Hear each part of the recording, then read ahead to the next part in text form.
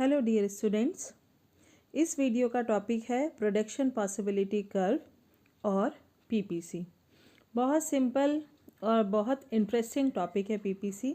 तो सबसे पहले हम बात करेंगे what is PPC, what is production possibility curve.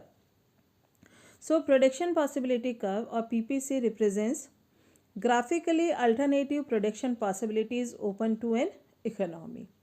होता क्या है, एज वी ऑल नो, कि हमारे जो प्रोडक्टिव रिसोर्सेज हैं वो स्केयर होते हैं और उन स्केयर रिसोर्सेज को हमें अल्टरनेटिव गुड्स के प्रोडक्शन में यूज़ करना होता है।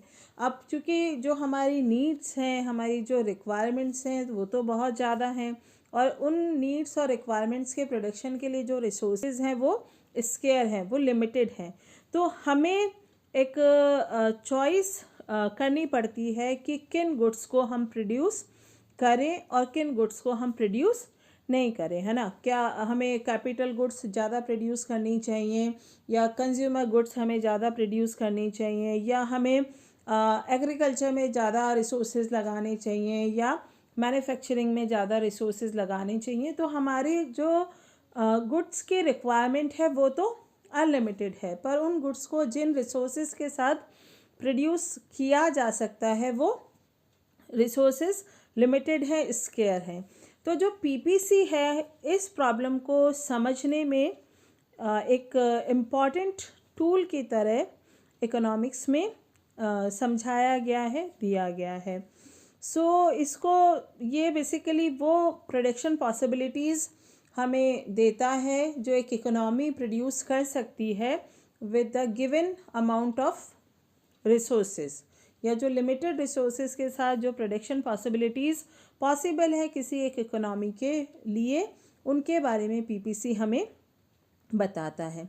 सो उसको समझने से पहले कुछ अजम्पशंस हम यहाँ पे मान के चलें ताकि हम इस एनालिसिस को सिंप्लीफाई कर सकें, इजीली समझ सकें। पहली चीज़ हम ये मान के चल रहे हैं कि सिर्फ इकोनॉमी में सिर्फ दो ही गुड्स प्रोड्यूस की जा रही है। Only two goods are being produce in different proportions in the economy.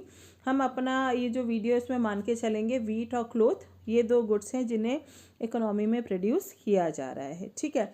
अब जो रिसोर्सेज हैं वो सेम है दोनों गुड्स के प्रोडक्शन के लिए, और ये जो रिसोर्सेज हैं वो या तो हम दोनों गुड्स, किसी एक गुड को उनसे प्रोड्यूस कर सकते हैं, दोनों गुड्स को प्रोड्यूस कर सकते हैं और इनको हम एक दूसरे गुड्स एक से दूसरे गुड के प्रोडक्शन में, दूसरे गुड से पहले गुड के प्रोडक्शन में इजीली शिफ्ट कर सकते हैं।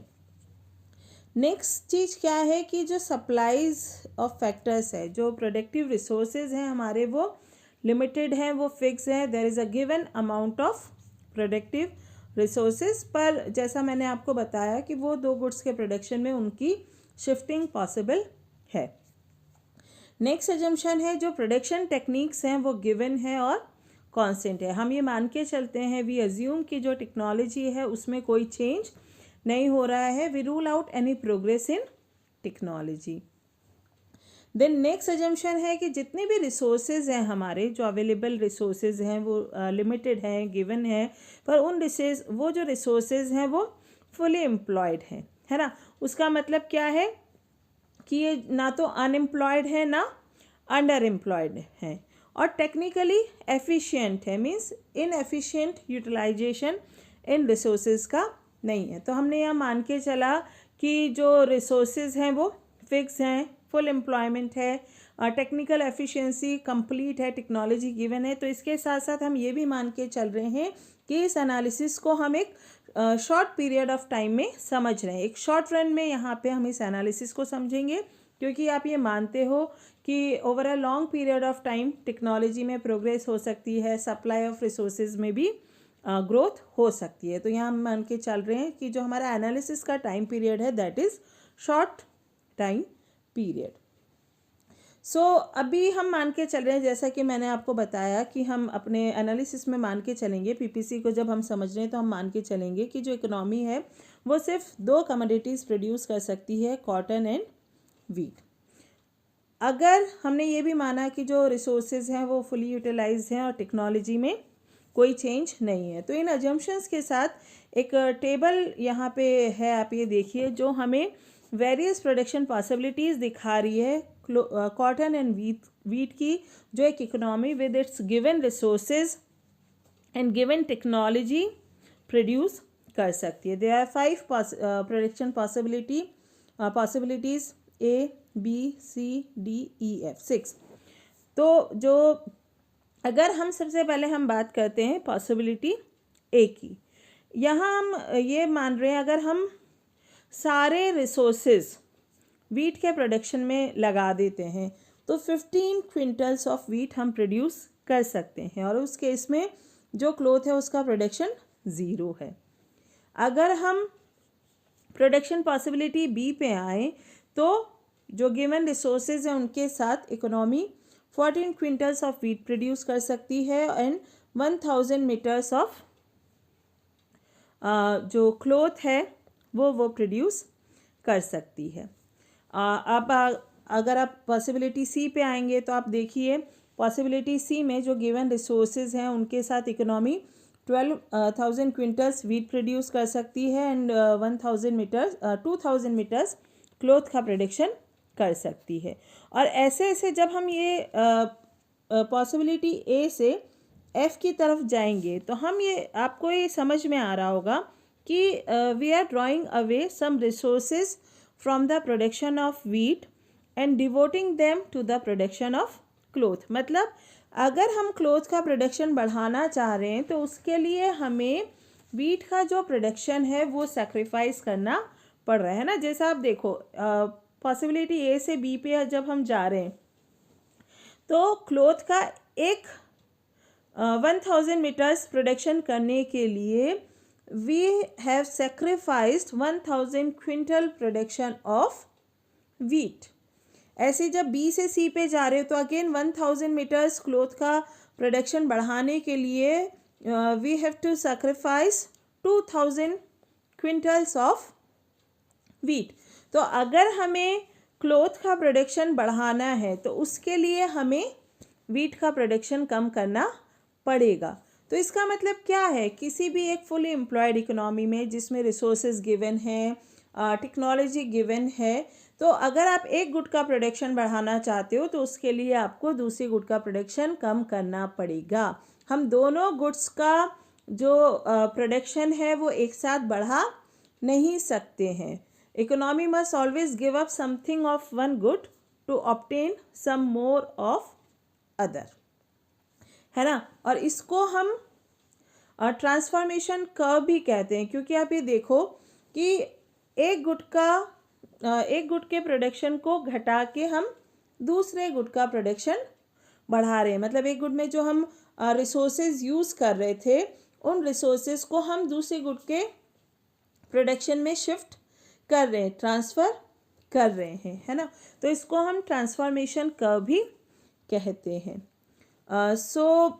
ये मैंने अभी आपको बताया कि अगर सारे रिसोर्सेज हम वीट के प्रोडक्शन में लगा देंगे तो 15,000 क्विंटल्स हम प्रोड्यूस कर सकते हैं, और अगर हम सारे रिसोर्सेज क्लोथ के प्रोडक्शन में लगा देंगे तो 5,000 मीटर्स क्लोथ का हम प्रोड्यूस कर सकते हैं। और ये जो एक्सट्रीम कंडीशंस हैं ये आप देखिए कॉम्बिनेशन पॉसिबिलिटी ए और एफ में शो हो रही है, और इनके बीच में जो पॉसिबिलिटीज़ हैं वो बी, सी, डी एंड ई हैं। ठीक है, जैसे आपको मैंने बताया प्रोडक्शन पॉसिबिलिटी बी में हम इकोनॉमी जो है 14,000 क्विंटल्स ऑफ वीट प्रोड्यूस कर सकती है and 1000 metres of cloth produce कर सकती है।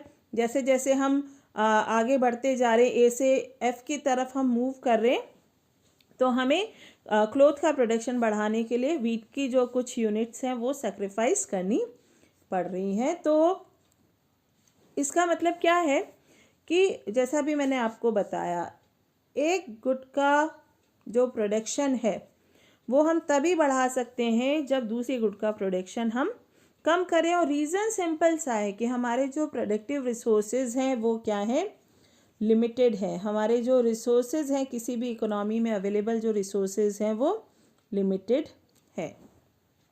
अब ये जो कंसेप्ट है इसको हम ग्राफिकल फॉर्म में भी रिप्रेजेंट कर सकते हैं। तो जो अभी ग्राफ अभी मैं समझाऊंगी, इसको हम प्रोडक्शन पॉसिबिलिटी फ्रंटियर भी कहते हैं, जो शो करता है various combination of two goods which the economy can produce with the given amount of resources. Transformation curve भी कहते हैं, क्योंकि हम एक पॉसिबिलिटी से दूसरी पॉसिबिलिटी पे जाते हैं, तो हम एक गुड को जो we are transforming one good into another by shifting resources from one use to another.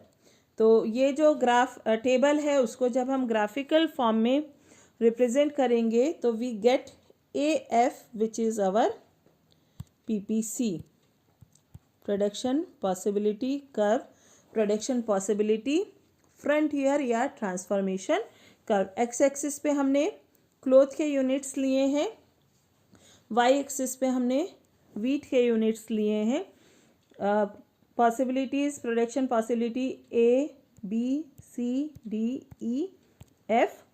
जैसे जैसे हम क्लोथ का प्रोडक्शन बढ़ा रहे हैं, वैसे वैसे जो वीट का प्रोडक्शन है वो कम हो रहा है ना। एक और चीज़ आप ध्यान रखेंगे कि ये जो रिसोर्सेज अगर फुली एम्प्लॉयड है, यूटिलाइज हैं, तो जो combination of two goods which can be produce can lie anywhere on the PPC AF।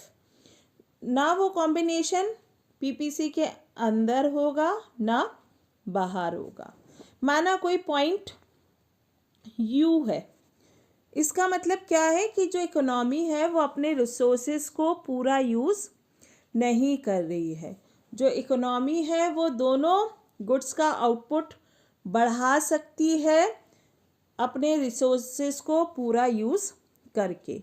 अगर कोई हम पॉइंट H लेते हैं जो कि PPC के बाहर की तरफ है, तो इसका मतलब क्या है कि ये जो पॉसिबिलिटी है वो जो अवेलेबल प्रोडक्टिव रिसोर्सेज हैं इनके साथ प्रोड्यूस नहीं किया जा सकता, ये इकोनॉमी की कैपेसिटी के बाहर है। ठीक है, तो जब हम उस टेबल को ग्राफिकल फॉर्म में रिप्रेजेंट करेंगे तो वी गेट अवर PPC, जो शो करता है कि जब रिसोर्सेज फुल एम्प्लॉयमेंट है, गिवन है, टेक्नोलॉजी हमारी गिवन है, तो एक इकोनॉमी के पास दो गुड्स के क्या क्या प्रोडक्शन पॉसिबिलिटीज़ अवेलेबल हैं। PPC में शिफ्ट पॉसिबल है अगर हमारी इकोनॉमी ग्रो करती है। जैसे क्या होता है, टाइम के साथ टेक्नोलॉजी में प्रोग्रेस होती है, हमारे जो साइंटिस्ट हैं या हमारे जो इंजीनियर्स हैं उन्हें वो काम को करने का पहले से बेटर तरीके वो ढूंढ लेते हैं। ट्रेनिंग के साथ, स्पेशलाइजेशन के साथ हमारा जो लेबर है वो भी पहले से ज़्यादा एफिशिएंट होता है। तो हमारे जो अगर प्रोडक्टिव रिसोर्सेज एक्सपांड होंगे या इंक्रीज़ होंगे या हमारी जो टेक्नोलॉजी है वो पहले से बेटर होगी, तो इकोनॉमिक ग्रोथ के केस में क्या होगा, PPC विल शिफ्ट अपवर्ड। जैसे अगर इकोनॉमी अगर ग्रोथ करती है तो जो PPC है दैट विल शिफ्ट अपवर्ड। इस तरह से हमारा जो प्रोडक्शन पॉसिबिलिटी कर्व है वो शिफ्ट हो जाएगा, क्योंकि इकोनॉमिक ग्रोथ के कारण जो अवेलेबल प्रोडक्टिव रिसोर्सेज हैं उनसे दोनों ही गुड्स का पहले से ज़्यादा प्रोडक्शन कर पाना पॉसिबल हो गया है। तो जितने भी प्रोडक्शन पॉसिबिलिटीज़ हैं वो सब PPC कर्व पे ही लाई करेंगे। अब एक और इम्पॉर्टेंट जो चीज़ आती है, कंसेप्ट आता है इसी में, that is PPC and law of increasing opportunity cost. अब यहाँ पे पहले आप समझिए what is opportunity cost. Opportunity cost of a commodity means the amount of a next best commodity foregone for producing an extra unit of the commodity। एक commodity की extra unit produce करने के लिए जो नेक्स्ट बेस्ट कमोडिटी हमारे पास है और उसका जो अमाउंट हम सेक्रीफाइस कर रहे हैं, फॉरगॉन कर रहे हैं, that is opportunity cost. The reduction in output of a commodity foregone releases production resources which can be used for the production of additional unit of the other commodity.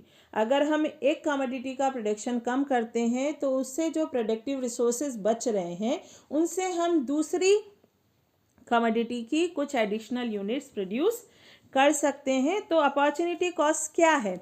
जैसे हमारा example जो हम ले रहे हैं क्लोथ और wheat का, तो उसमें क्या है, जैसे जैसे हम क्लोथ का प्रोडक्शन बढ़ा रहे हैं वैसे वैसे हमें वीट की कुछ यूनिट सेक्रीफाइस करनी पड़ रही हैं। जैसे हम पॉसिबिलिटी ए से पॉसिबिलिटी बी पे जा रहे हैं तो we have to give up 1000 quintals of wheat in order to have 1000 metres of cloth.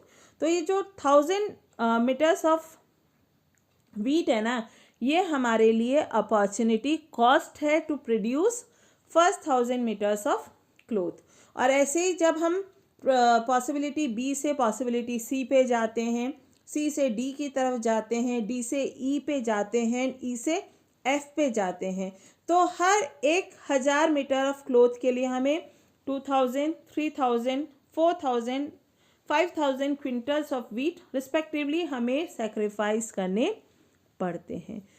इसका मतलब क्या है, जैसे जैसे हम क्लोथ का प्रोडक्शन बढ़ा रहे हैं हमारा जो सेक्रीफाइस ऑफ वीट है that is being increasing. The sacrifice of wheat और the opportunity cost increases as we produce more of cloth and this is called the law of increasing opportunity cost. और इसी के कारण जो PPC है that is concave to the origin. आप यही देख सकते हो कि जो PPC it is concave to the origin. तो आपसे अगर कभी कोई पूछे एग्जाम में कि what is the reason behind the कि जो पीपीसी है वो कॉन्केव होता है ओरिजिन के, तो उसका रीजन है law of increasing opportunity cost. जैसे जैसे हम क्लोथ का प्रोडक्शन बढ़ाते हैं तो उसके लिए हमें वीट का जो सेक्रीफाइस हम कर रहे हैं वो हमारा बढ़ रहा है। पहले क्लोथ की 1000 यूनिट प्रोड्यूस करने के लिए हमारा वीट का जो सेक्रीफाइस था अपॉर्चुनिटी कॉस्ट थी वो 1000 क्विंटल्स ऑफ वीट थी। उसके बाद जब हम 1000 मीटर्स ऑफ क्लोथ का प्रोडक्शन और करते हैं तो वीट का जो सेक्रीफाइस है वो हमारा बढ़ के 2000 क्विंटल्स हो जाता है। तो जो अपॉर्चुनिटी कॉस्ट है वो इंक्रीज हो रही है। और ऐसे अपॉर्चुनिटी कॉस्ट जब हम पॉसिबिलिटी ए से एफ की तरफ जा रहे हैं तो वो अपॉर्चुनिटी कॉस्ट हमारी बढ़ती जा रही है ना, in terms of sacrifice of wheat. 1000 से 2000 हो गया, फिर 3000 हो गया, फिर 4000 हो गया, देन 5000 हो गया, and this is called law of increasing opportunity cost. So dear students, this is all about PPC and law of increasing opportunity cost, जिसके कारण जो PPC है वो ओरिजिन के कॉन्केव होता है। So thank you for watching. Please like, share and subscribe the channel.